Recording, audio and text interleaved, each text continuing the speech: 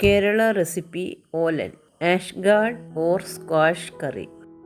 Ingredients required: 250 gram ashgard, saffed popla in Hindi, 125 gram soaked chickpeas, 6 green chilies, small piece ginger, quarter teaspoon turmeric powder, quarter teaspoon chili powder, salt to taste, 2 to 3 sprig curry leaves, half tablespoon coconut oil, half coconut.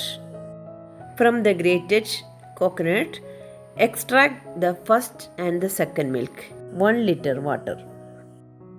In a pressure cooker, cook the chickpeas along with the chili powder, turmeric powder, salt and half liter water. And cook it till the first pressure comes. When the first pressure comes, keep the stove in low flame and cook for 5 minutes. Then switch it off and let it cool.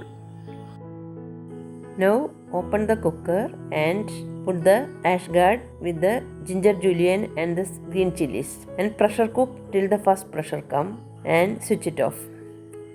When it is cool, open the cooker and add the second milk and cook for 5 minutes in a slow flame.